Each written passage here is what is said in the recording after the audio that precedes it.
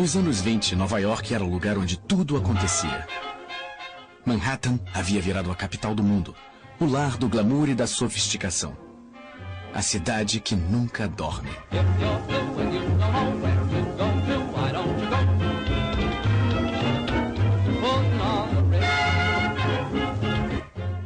Lá, jovens dançavam jazz e pessoas se tornavam milionárias da noite para o dia.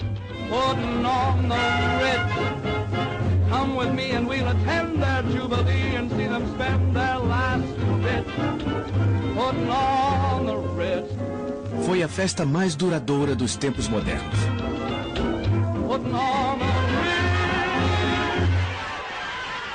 Sem aviso, a bolha estourou. A festa acabou. Um terremoto financeiro abalou Wall Street. A história viria a chamá-lo de o Grande Crash. E ele traumatizou a nação americana. Milhares de empresas quebraram. Milhões de pessoas perderam seus empregos. Homens orgulhosos encaravam a humilhação do auxílio à pobreza e da sopa comunitária. Famílias que perderam suas posses foram viver em favelas, a um passo dos símbolos de riqueza. Como os Estados Unidos cresceram e caíram tão rapidamente? Como a locomotiva do mundo ocidental se pôs de joelhos em 1929?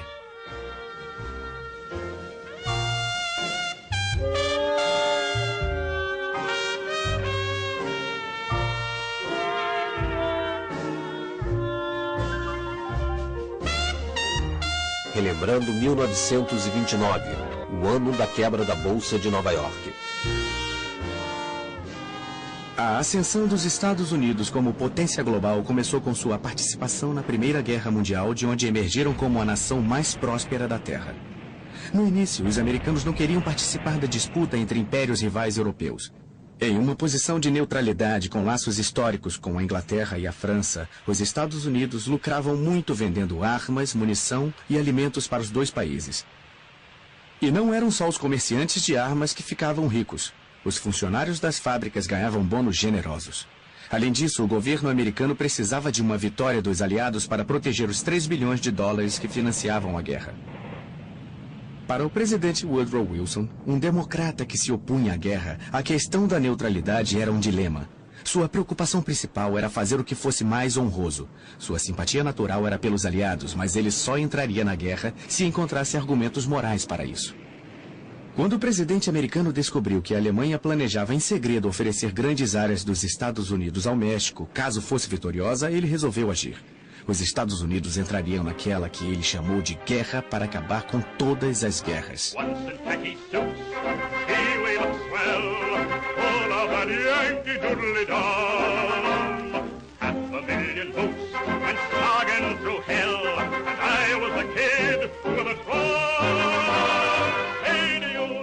No verão de 1917, as tropas americanas rumaram para os campos de batalha europeus. Johnny, get your gun, get your gun, get your gun. Take it on the run, on the run, on the run. Nos campos de batalha franceses, onde o combate era mais intenso, chegou-se a um impasse, com baixas apavorantes. Milhões haviam morrido dos dois lados.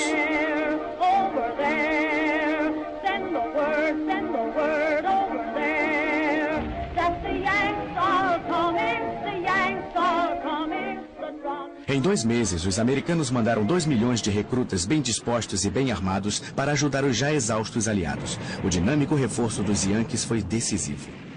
Pela primeira vez em 4 anos de uma batalha acirrada, os soldados alemães bateram em retirada. Em 11 de novembro de 1918, um armistício deu fim à Grande Guerra. O mundo inteiro comemorou. O presidente Wilson viajou para a França, onde foi saudado como um anjo da vingança. A investida americana de última hora ajudou os aliados a vencer a guerra e salvou a vida de muitos franceses. Mas em Paris, onde o Tratado de Versalhes seria negociado, o programa de paz não foi tão bem recebido pelos franceses, cuja sede de vingança discordava do desejo idealista de Wilson de evitar guerras futuras. Ao voltar para casa, Wilson descobriu que o ânimo de seus conterrâneos havia mudado. Muitos americanos, especialmente os republicanos que então controlavam o Senado, não queriam continuar envolvidos com assuntos europeus. Os Estados Unidos não assinaram o Tratado de Versalhes e a derrota democrata nas eleições presidenciais de 1920 marcou o fim de Wilson e de sua busca pela paz mundial.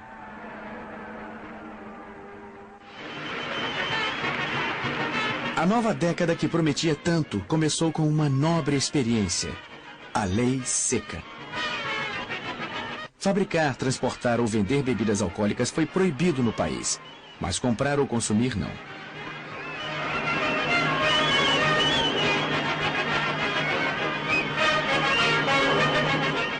Por todo o território americano, milhares de litros de bebida alcoólica foram jogados fora. Pela primeira vez na história, uma nação ocidental votou a favor da Lei Seca, uma lei que se mostrou impossível de ser aplicada.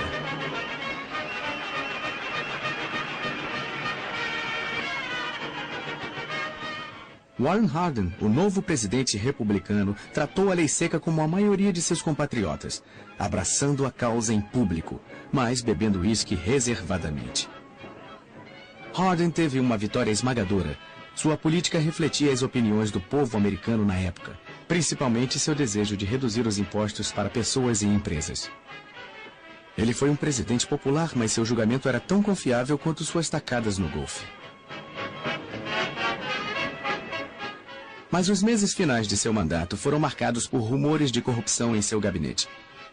Ele morreu de um ataque cardíaco em agosto de 1923, ainda ocupando a presidência. Contra seu sucessor Calvin Coolidge, nunca seriam levantadas suspeitas de corrupção. Ele era um republicano devoto cujo slogan era: "O principal negócio dos Estados Unidos são os negócios". Ele era contra todas as formas de regulação e defendia o livre comércio e a livre iniciativa. Coolidge também era presbiteriano praticante. Ele acreditava que até Deus era capitalista e que trabalhar em uma fábrica era uma forma de adoração. Um jornalista perplexo o apelidou de puritano na Babilônia. Mas quando entrou na Casa Branca, ele demonstrou que era um puritano muito flexível.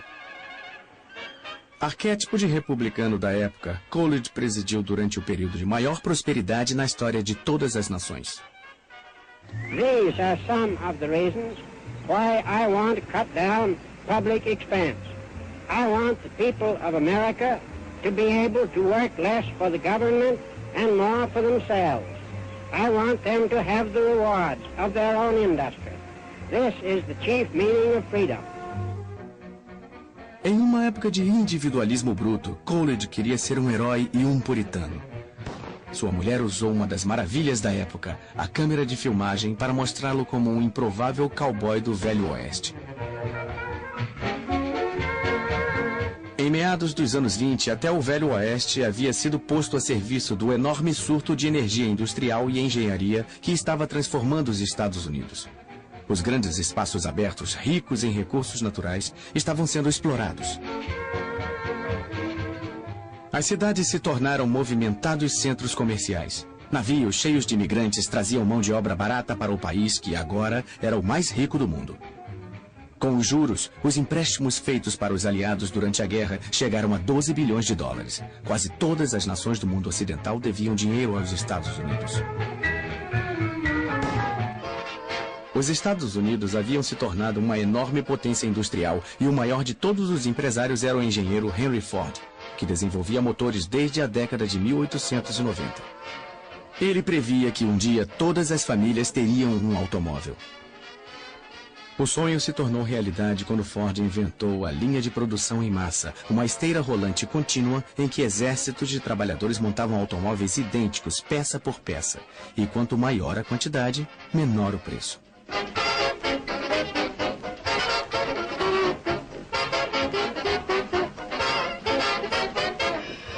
Quando Ford apresentou o sistema pela primeira vez em 1913, um único carro levava 12 horas e meia para ser montado.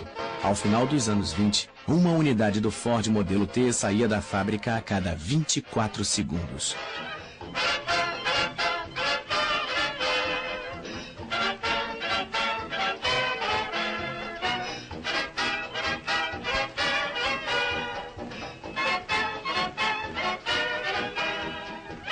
A linha de montagem de Ford fez os Estados Unidos andarem mais rápido. O modelo T, ou Ford Bigode, como foi carinhosamente apelidado, mudou a vida da população e mudou os próprios Estados Unidos. Ele era robusto, charmoso e fácil de dirigir. Custava apenas $295, quase $550 mais barato que o modelo original. E graças a outra invenção americana, o pagamento em parcelas, a maioria das famílias podia comprar um. Até 1924, 10 milhões haviam sido vendidos.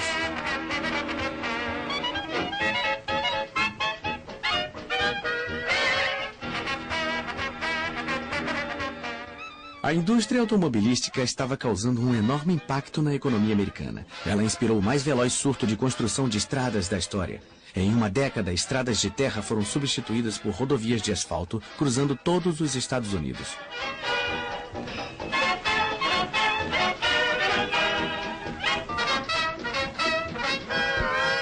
Surgiram postos de gasolina aos milhares e a sede por gasolina levava a indústria petrolífera a gerar lucros inacreditáveis. A indústria automobilística usava 96% do petróleo do país, 80% da borracha e 20% do aço. Em 1928, havia 9 automóveis para cada 10 famílias. A produção em massa acelerou a fabricação e cortou os custos. Henry Ford classificou a nova técnica de Messias dos negócios. Um Messias que, sem dúvida, vestia um terno produzido em massa, pois os fabricantes de roupas americanos substituíram os trajes feitos sob medida por roupas prontas para usar e feitas para todos os tamanhos, idades e bolsos. Os salários de toda a classe trabalhadora aumentavam. E com os impostos mais baixos, as famílias americanas tinham maior poder de compra. A dona de casa e a moça trabalhadora que queriam a última novidade, a máquina de lavar roupas, a geladeira ou o aspirador de pó, economizavam tempo nas tarefas domésticas. I'm in the mood for food. I'm in the mood for food. O rádio, originalmente produzido para a comunicação a longa distância, também se tornou um aparelho doméstico indispensável em meados dos anos 20, mas apenas as famílias abastadas poderiam arcar com esse modelo de $275. Campanhas publicitárias como estas transformaram um nicho de mercado em um mercado nacional. 11 milhões de rádios foram vendidos apenas em 1925. Eles traziam notícias, previsão do tempo, novelas e muita música para uma nação encantada.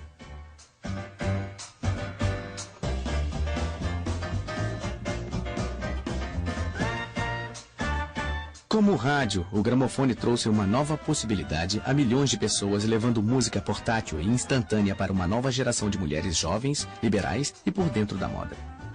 Elas formavam a geração que se auto-intitulava melindrosa. Elas ditaram a moda e o estilo de toda uma década.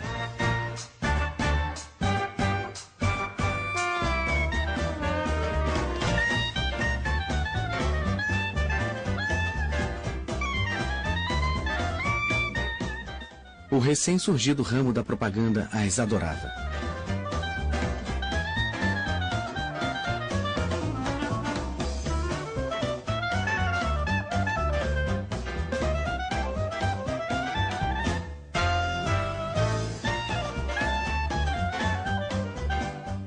As melindrosas amavam um novo estilo musical chamado jazz, que os mais conservadores chamavam de decadente.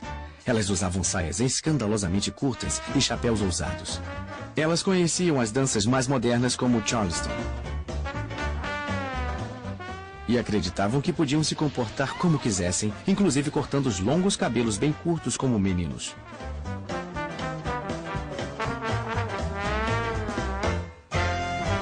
Festas animadas que duravam noites inteiras eram seu habitat natural.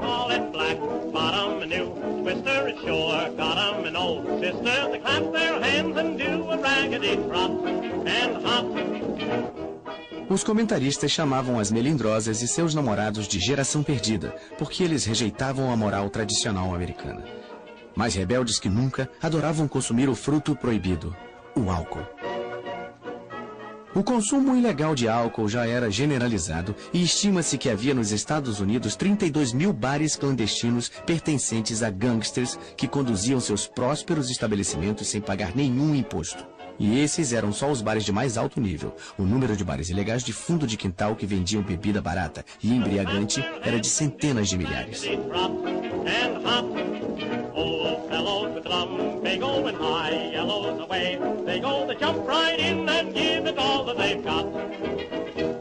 O homem que mais lucrava com a sede do país. Aí está ele vendo seu cavalo correr.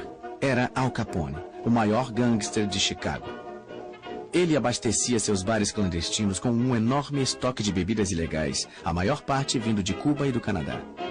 A guarda costeira de vez em quando apreendia navios com cargas ilegais, mas emboscadas filmadas como esta raramente passavam de propaganda do governo. A guerra contra a bebida já estava perdida, embora ninguém estivesse pronto para admitir. Muito menos os cidadãos religiosos do meio oeste americano, cujo representante preferido era um pastor apocalíptico chamado Billy Sunday, que odiava álcool, mas adorava dinheiro. According to our standard of gold and silver, Abraham was worth $1.5 billion. David was worth $3 billion. Solomon was worth $5 billion. Solomon could have hired Andrew Carnegie for a butler, J. Pierpont Morgan to cut his lawn, and Andrew Mellon for a chauffeur, and John D. to black his boots. America needs a tidal wave of the old-time religion. And I want to take a pledge in this audience to join me in a pledge that you will never rest until this old God-hating, Christ-hating, whiskey-soaked, Sabbath-breaking, blaspheming, infidel, bootlegging old world is bound to the cross of Jesus Christ by the golden chains of love. A corrente dourada de amor não podia ser encontrada nos estados do sul dos Estados Unidos. Lá, todas as classes, negros e brancos, ficaram de fora da prosperidade do norte. Os preços das colheitas caíram, e aqueles que temiam perder tudo procuravam alguém para culpar. Seus olhos encapuzados caíram sobre os judeus, os estrangeiros e principalmente os americanos negros. Numa época em que os Estados Unidos eram admirados em todo o mundo pela vitalidade de sua liberdade e pelo modo como recebiam os pobres e famintos da Europa, havia um exército sinistro de racistas radicais que se auto-intitulavam Ku Klux Klan, marchando pela capital do país sem que ninguém se pronunciasse contra eles.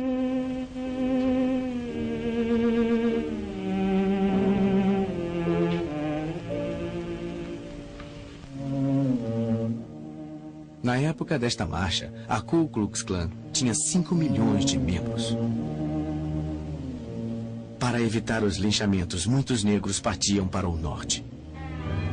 Muitos criaram um novo lar no subúrbio de Nova York chamado Harlem. Have you seen the well-to-do upon Lenox Avenue, on that famous thoroughfare, with their noses in the air, high hats and colored collars, white spats and $15, spending every dime for a wonderful time. If you're blue and you don't know where to go to, why don't you go where Harlem blitz, putting on the Ritz. A era do jazz, que havia começado em Nova Orleans, lançou novas e sofisticadas raízes no elegante gueto afro-americano. If you're blue and you don't know where to go to, why don't you go where Harlem blitz, putting on the Ritz. Well, that's where each and every Lulu Belle goes, every Thursday evening with her swell bows, rubbing elbows. Come with me and we'll attend their jubilee and see them spend their last 2 bits, putting on the Ritz. A música mais empolgante da época chegava à casa dos americanos através de um novo meio de comunicação, o rádio, e seu ritmo ecoava alegremente pelo mundo.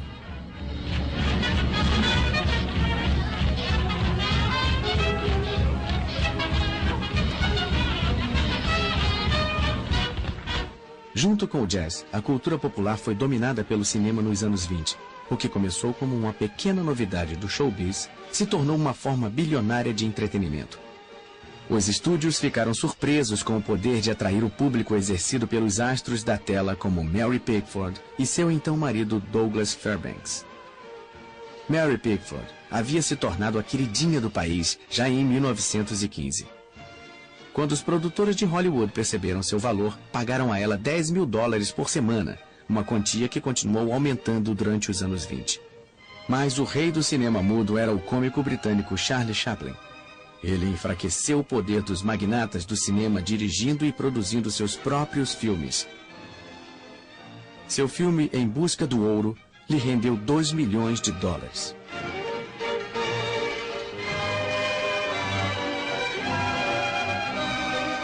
Rodolfo Valentino, o amante latino, conquistou os corações femininos como o Sheik.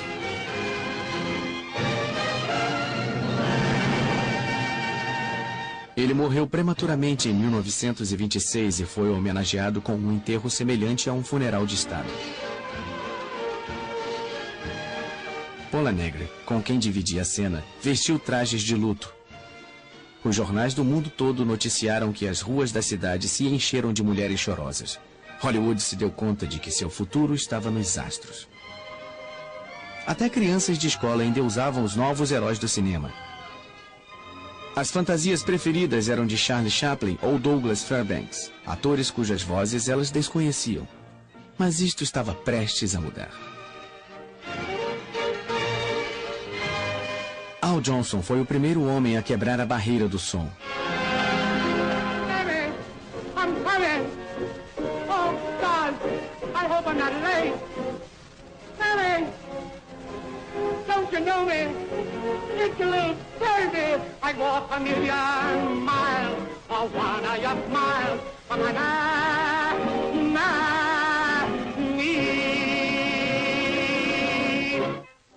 O cinema falado foi lançado pelo maior astro de teatro vaudeville num filme chamado O Cantor de Jazz, cujo sucesso não durou apenas uma noite, como muitos haviam previsto.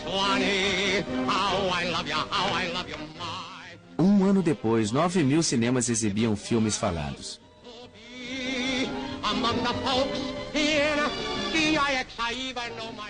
Mas o herói da vida real mais celebrado nos anos 20 foi Charles Lindbergh.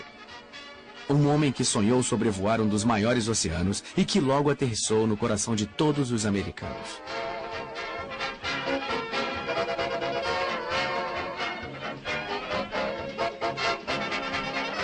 Ele decolou em Nova York na primavera de 1927 em um frágil monoplano chamado Spirit of St. Louis, na intenção de ser o primeiro aviador a sobrevoar sem escalas o Oceano Atlântico e receber um prêmio de $25 mil. Ele desapareceu por 33 horas e milhões de americanos seguiram seu progresso através do rádio e dos jornais. Quando alcançou a costa da Irlanda, ele foi avistado por fazendeiros e uma mensagem de rádio avisou ao mundo que Lindbergh ainda estava no ar. Lindbergh pousou em Paris em uma pista marcada por luzes que o deslumbraram. Sua fama súbita parecia simbolizar o espírito de uma era e seu galante exemplo abria as portas do mundo da aviação para incríveis maravilhas modernas.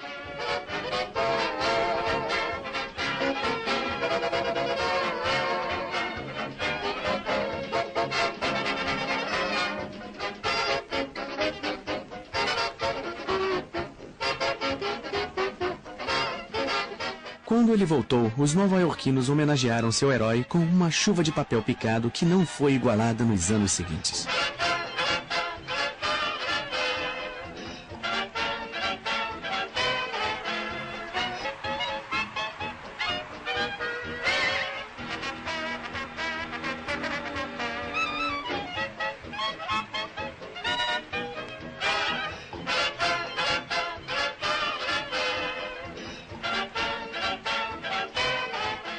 Ruth Elder, uma aviadora com aparência de estrela do cinema, sonhava repetir o feito de Lindbergh.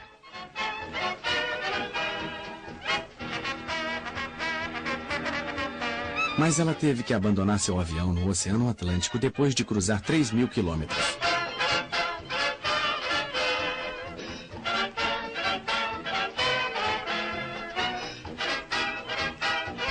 Pilotos mulheres, as aviadoras, como eram chamadas, conquistaram seu espaço em um universo masculino e desafiavam os homens até as últimas consequências. No mesmo nível de celebridade de Lindbergh estava Babe Ruth, o jogador de beisebol mais dinâmico daqueles tempos. Ele era um sujeito grandão com pernas finas que melhorava a cada ano. Seu recorde de 60 home runs para os Yankees de Nova York no campeonato de 1927 continuou intacto por mais de 30 anos. Ele tinha um salário anual de $52 mil, 3 vezes mais que o seu rival mais próximo. Mas o maior desportista dos anos 20 em termos de público foi o boxeador Jack Dempsey. Ele protagonizou o mais próximo. Mas o maior desportista dos anos 20 em termos de público foi o boxeador Jack Dempsey. Ele protagonizou 2 lutas com o belo Gene Tunney. Eles eram chamados de O Belo e a Fera. Cada uma das lutas assistidas por um número inédito de pessoas gerou uma bilheteria milionária. Dempsey perdeu os 2 confrontos, mas como muitos americanos durante o boom dos anos 20, ele fez uma fortuna. Mas em uma década sedenta de novos heróis, ele foi visto como um derrotado e se aposentou em 1929. Talvez o gigante do esporte mais popular da década de 20, e ele era diferente dos outros, tenha sido Bob Jones, o gênio do golfe que nunca jogou por dinheiro. Ele continuou como um amador durante toda a sua brilhante carreira e não estava interessado na fama. Ele não parecia nem interessado em vitórias, mas vencia ano após ano nos Estados Unidos e na Inglaterra com uma tacada tão sublime como um passo de dança.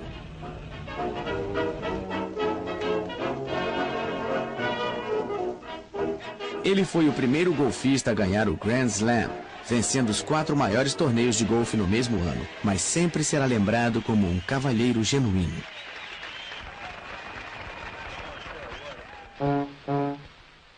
Henry Ford foi o grande industrial da época, mas ele era bem-sucedido e frio demais para ser considerado um cavalheiro.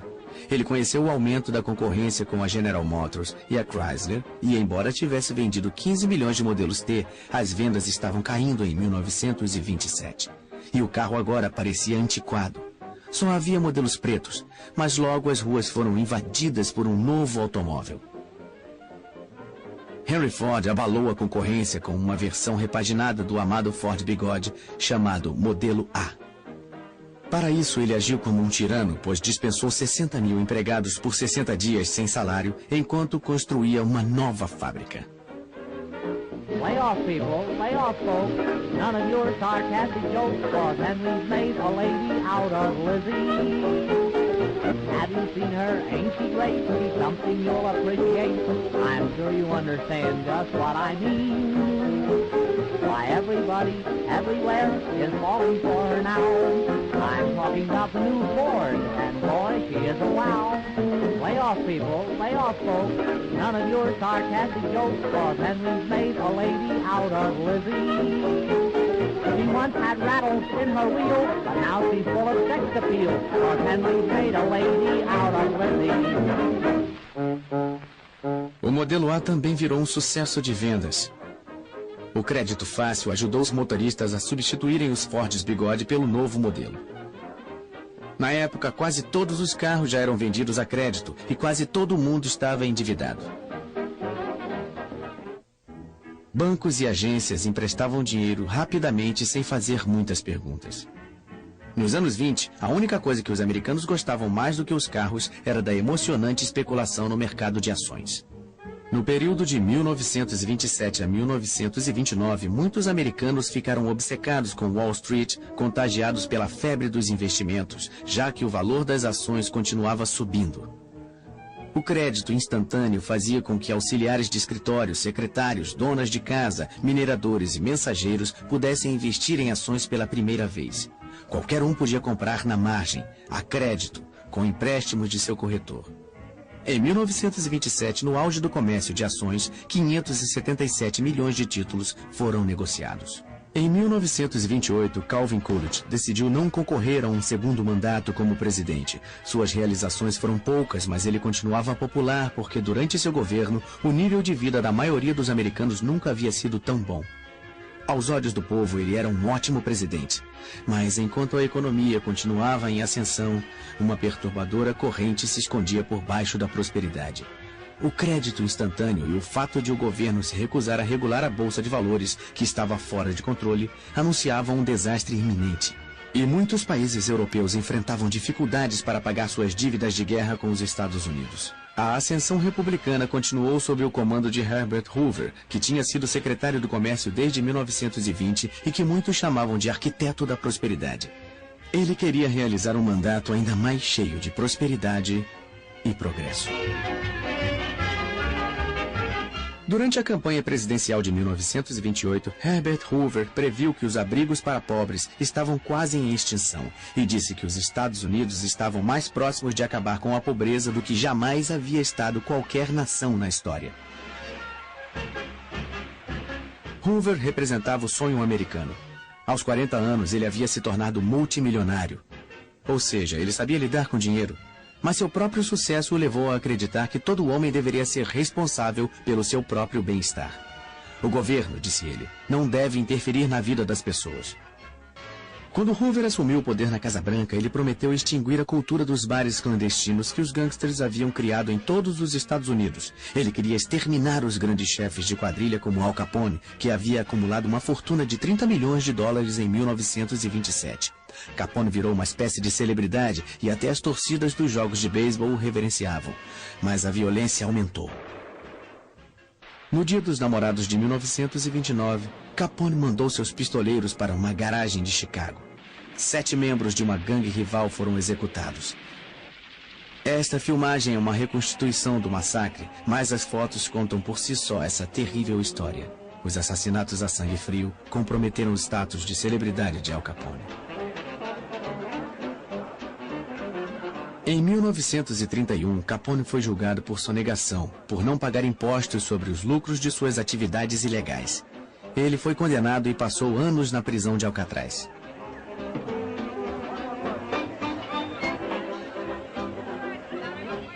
No último ano dessa década egocêntrica, quase todo mundo parecia estar buscando os holofotes da fama. E se você fosse uma garota bonita, sempre haveria uma chance de conquistar o estrelato como rainha da beleza.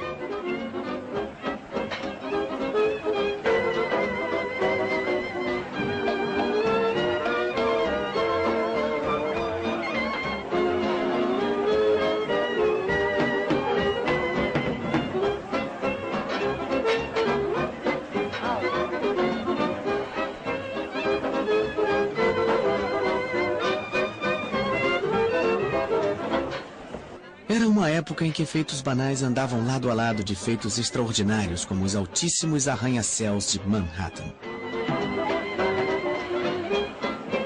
A mais de 300 metros acima das avenidas de Nova York, operários destemidos construíam os últimos andares de uma das maravilhas do design da época, o edifício Chrysler, que foi durante um período o edifício mais alto do mundo. Ele foi construído por homens de profissão arriscada e o momento era perfeito para que se tornasse um símbolo dos loucos anos 20. Mas lá embaixo, na arena comercial das bolsas de valores de Wall Street, especuladores continuavam a comprar ações com um fervor que se tornou uma característica da época. Parecia haver uma certeza cega de que nada daria errado. Mas numa quinta-feira, no dia 24 de outubro de 1929, sem aviso prévio, a bolha estourou. Todos tentaram vender as ações que tinham. O pânico se alastrou e os preços caíram muito enquanto mais e mais investidores tentavam vender seus títulos. No fim daquele dia, o mercado de ações havia perdido 4 bilhões de dólares. E no fim de semana, a situação piorou. O povo andava desnorteado pelas ruas tentando entender as notícias. Muitos corretores que venderam suas ações na margem haviam feito empréstimos nos bancos. Os bancos começaram a exigir o pagamento dos empréstimos. Para pagar os bancos, os corretores cobraram as dívidas de seus clientes. E a única forma de os clientes conseguirem pagar aos corretores era vendendo suas ações a qualquer preço. Corretores e investidores tomados pelo pânico venderam mais de 16 milhões de ações em um dia, que ficou conhecido como a Terça-feira Negra. A queda das ações gerou um prejuízo de 14 bilhões de dólares. Houve raiva pelo modo como os negociantes jogavam com dinheiro que não era deles. Trabalhadores comuns viram seus investimentos virarem pó. Nem os ricos e famosos foram poupados. Jack Dempsey, o campeão peso pesado aposentado, perdeu grande parte do que lutou para conseguir, 3 milhões de dólares. Como consequência imediata da quebra da bolsa, aqueles que tinham economias depositadas em bancos correram para sacar seu dinheiro com medo de que ele se perdesse. Diante da corrida pelo dinheiro em espécie, incapazes de recuperar os empréstimos de especuladores falidos, os bancos foram forçados a fechar as portas e declarar falência.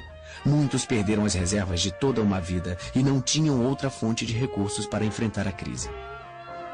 Sem conseguir os empréstimos bancários necessários para fugir da tormenta, as empresas foram forçadas a fechar e milhares de trabalhadores ficaram desempregados. Pais que perderam suas casas tinham um semblante torturado de homens que sentiam ter fracassado com suas famílias. They used to tell me I was building a dream with peace and glory ahead. Why should I be standing in line, just waiting for bread? Once I built a tower up to the sun, brick and rivet and lime. Once I built a tower, now it's done. Brother, can you spare a dime? As reverberações do crash da bolsa se fizeram sentir em toda a economia mundial. Os bancos americanos que emprestaram dinheiro para a Europa para ajudar no processo do pós-guerra cobraram as dívidas numa tentativa de se manterem funcionando. A cobrança gerou uma crise financeira no exterior e os bancos americanos não conseguiram juntar o dinheiro necessário para sua própria recuperação. Como a miséria só aumentava, o presidente Hoover conclamou o homem mais rico dos Estados Unidos, John Rockefeller, o magnata do petróleo, na esperança de que suas palavras levantassem a autoconfiança abalada do país. These are days when many are discouraged. In the 93 years of my life, depressions have come and gone. Prosperity has always returned and will again. Hoover teimosamente insistiu que a maré ruim era temporária. Ele declarou em uma reunião oficial de negócios: os senhores chegaram 60 dias atrasados, a depressão terminou. A confiança do público no presidente diminuía. Ele então convocou um importante economista, o professor Babette, para aparecer com ele em um cinejornal. Mas não foi muito convincente. The country is very fortunate in having at the head of the nation at this time a mastermind such as President Herbert Hoover. Como a depressão se agravava, muitos cidadãos passaram a odiar Herbert Hoover. Aquele que havia sido símbolo da prosperidade se tornou o bode expiatório do declínio econômico. Sua declaração de que ninguém estava passando fome e de que os desabrigados nunca haviam comido tão bem soaram cruéis e insensíveis. Sua aparente disposição em salvar empresas e bancos e deixar que os indivíduos se defendessem sozinhos parecia confirmar sua indiferença. Novos termos entraram para o vocabulário do povo: Hoover Stew, para a sopa servida aos pobres, e Hoovervilles, para as favelas onde as pessoas se abrigavam em barracos improvisados.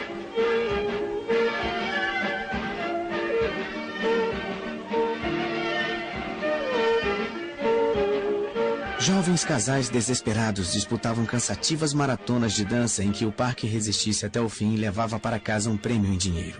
Embora todos os dançarinos sonâmbulos estivessem ali por uma única razão: seu cansaço seria recompensado com uma refeição grátis. O país mais rico da face da terra não conseguia alimentar todos os seus cidadãos.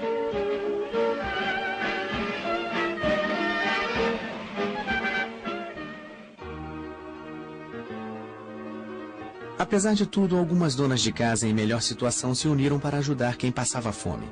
Elas compravam uma certa quantidade de mantimentos e doavam para as famílias necessitadas uma porção que era distribuída por equipes de voluntários. Share a Meal, como era chamado o movimento, era um sistema arbitrário que não tinha o apoio do governo. O presidente achava que não precisava de ajuda e estava certo de que a recuperação ocorreria em breve.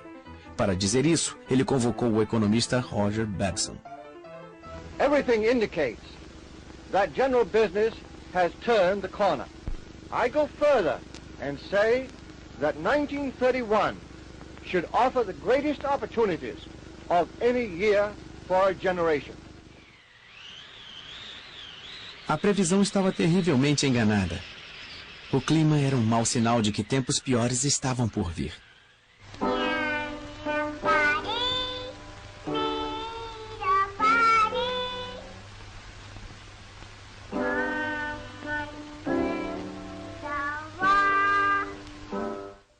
Atravessando a plantação significava superando tempos difíceis. E quanto mais as coisas pioravam, mais sentimentais os cinejornais ficavam. Era uma tentativa planejada de levantar os ânimos, e funcionou muito bem. A linda menininha seria seguida por belas coristas escalando as plataformas de petróleo que enriqueceram os Estados Unidos. A cultura popular teve um papel importante ao ajudar os Estados Unidos a superarem o trauma da depressão.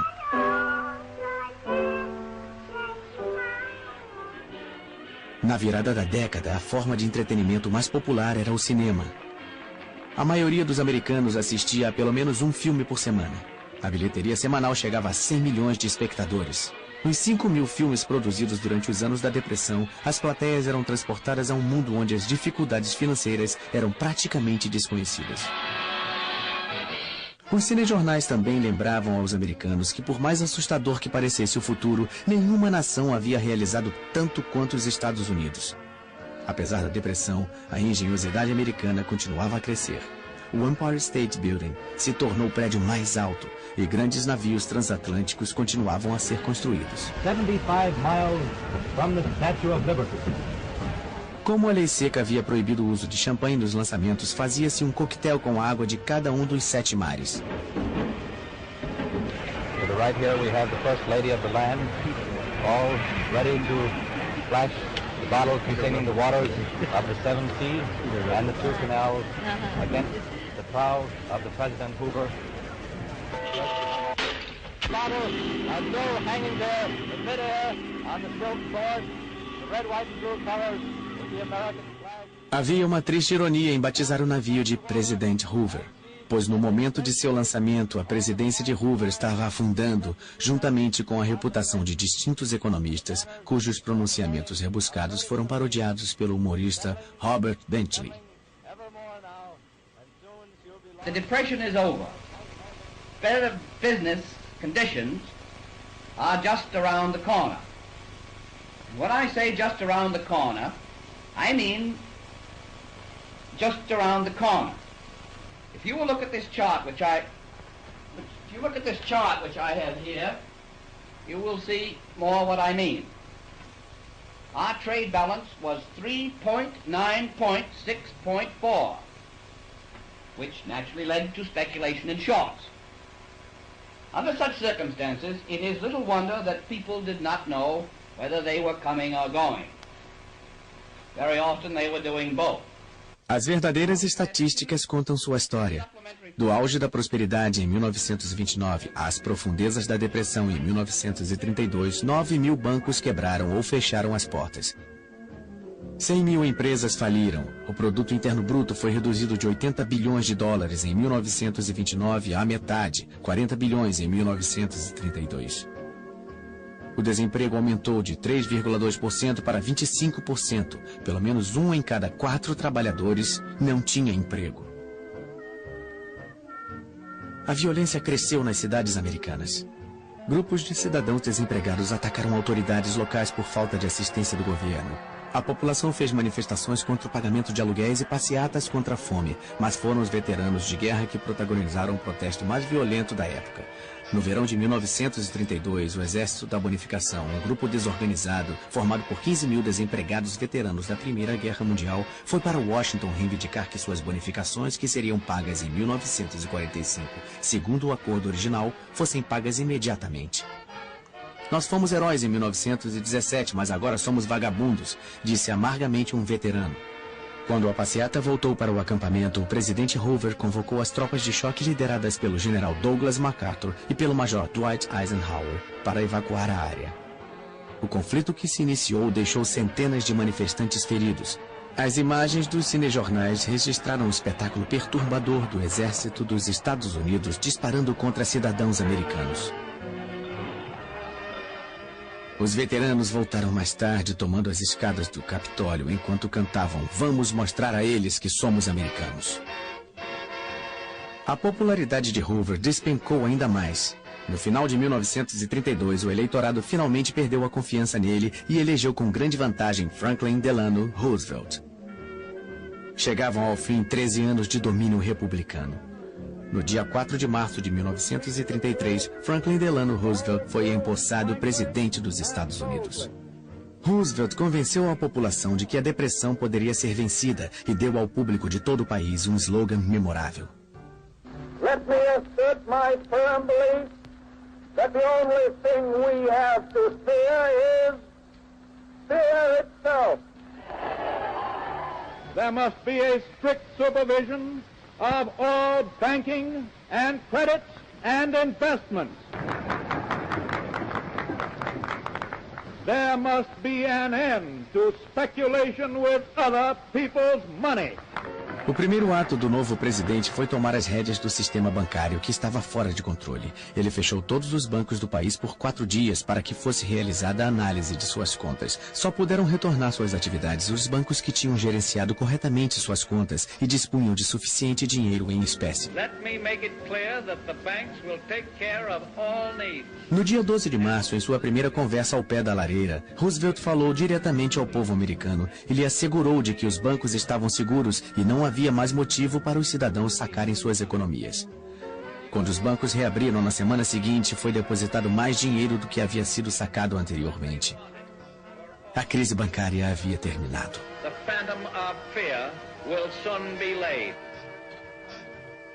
Roosevelt assinou então a lei que pôs fim à lei seca. Em todos os estados americanos, a nobre experiência havia sido um óbvio fracasso. A proibição deu origem a uma criminalidade exacerbada e fez com que mais da metade dos americanos se habituasse a desrespeitar a lei. O programa de assistência de Roosevelt, a Administração Nacional de Recuperação, era o coração de sua estratégia de longo prazo para diminuir o sofrimento causado pela depressão, tomando para si a responsabilidade pelo bem-estar do povo e criando novos empregos. A Casa Branca convocou Jimmy Durante, um comediante de Hollywood, como um excêntrico porta-voz. You've got a president now. He gave the land a new deal. You hold the cards, now you deal. You put shoulders to the plow. He gave us what we asked for, now pay him back somehow. Step out in front, get back of the president, and give a man a job.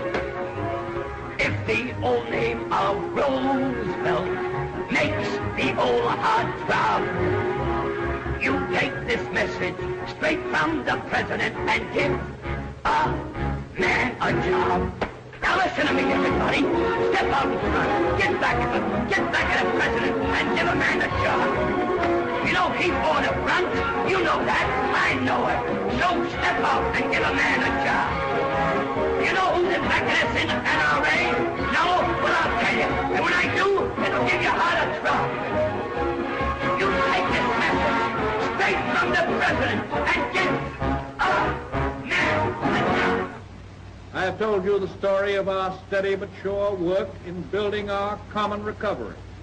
In my promises to you, I made 2 things plain. First, that I pledged no miracles. And second, that I would do my best. I thank you for your faith. Our troubles will not be over tomorrow, but we are on our way, and we are headed in the right direction.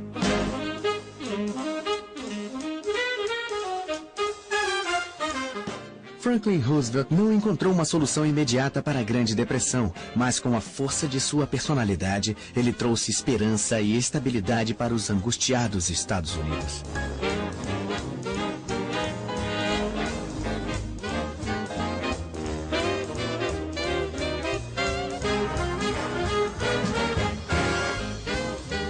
Aqueles que sobreviveram às tormentas que se seguiram ao crash da Bolsa de 1929 se lembrarão para o resto da vida dos anos que o precederam. Uma década idílica, divertida, irresponsável, porém maravilhosa. Os loucos anos 20.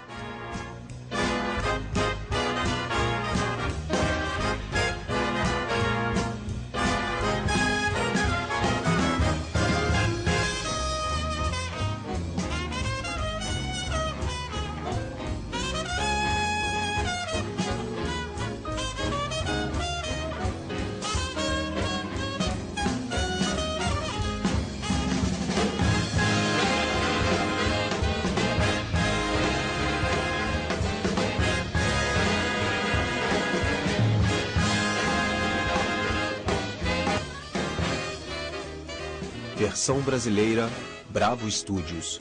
Distribuição, Sinapse.